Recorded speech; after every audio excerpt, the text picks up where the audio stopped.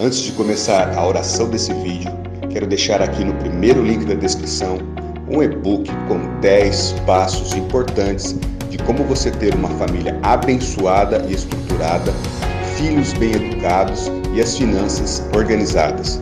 Corre lá nesse link e adquira o e-book.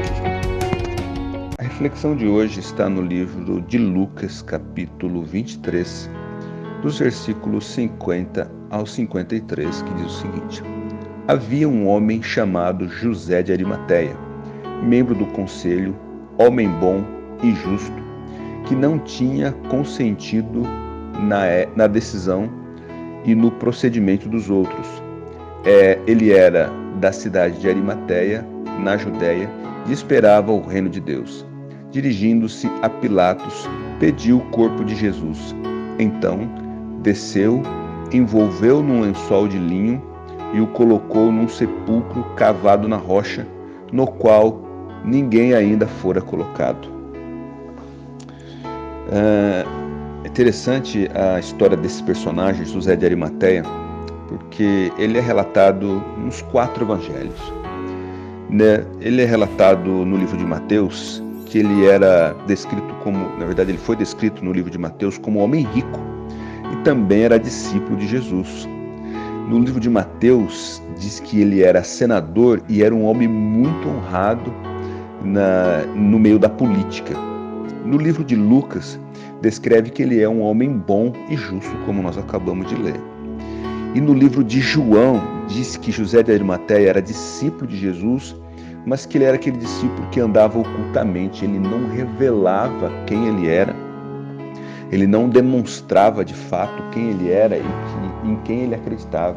Se tudo aquilo que Jesus falava, ele de fato expressava o seu amor e expressava a sua referência a Jesus. Então ele era discípulo de Jesus, mas ele não expressava publicamente. Então nós vemos aqui que nos 4 evangelhos relata sobre José de Arimateia. E José de Arimateia, ele tinha, por ele ser senador, ele tinha acesso aos lugares públicos.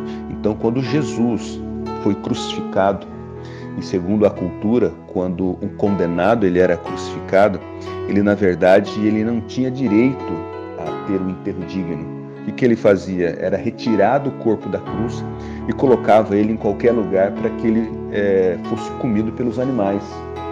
Então, os condenados na época, principalmente por crucificação, eram jogados em qualquer lugar e os animais comiam. Só que José de Arimateia, por ele ser senador, ele tinha acesso à corte, ele tinha acesso a Pilatos, ele tinha acesso às pessoas públicas na época. Então a Bíblia diz que José de Arimateia foi até Pilatos e pediu Pilatos que ele pudesse pegar o corpo de Jesus e realizasse um sepultamento digno.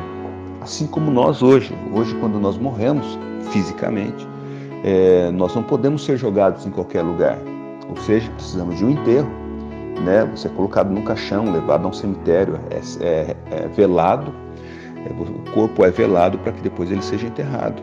Então hoje nós também temos esse respeito e esse cuidado, nós não somos jogados em qualquer lugar. Então José de Arimateia foi uma pessoa usada por Deus para cuidar das coisas relacionada ao reino de Deus.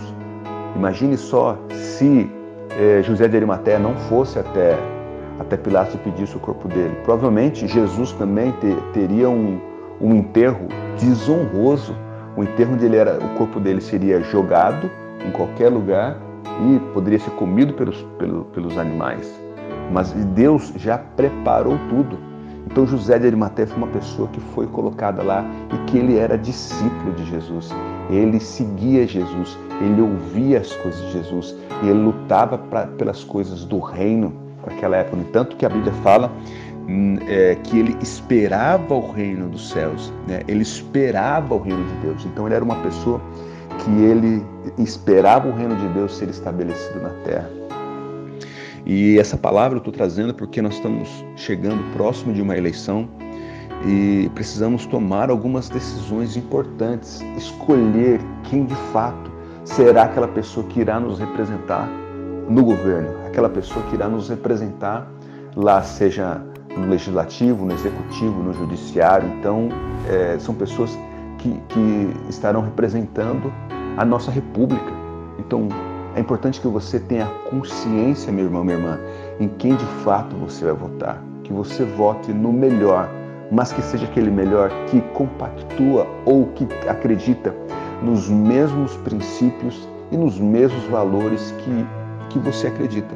Então, não simplesmente doa o seu voto para qualquer um, mas que o seu voto seja dado para aquelas pessoas que de fato partilham dos mesmos princípios que você, seja para deputado estadual, federal, senador, governador, presidente.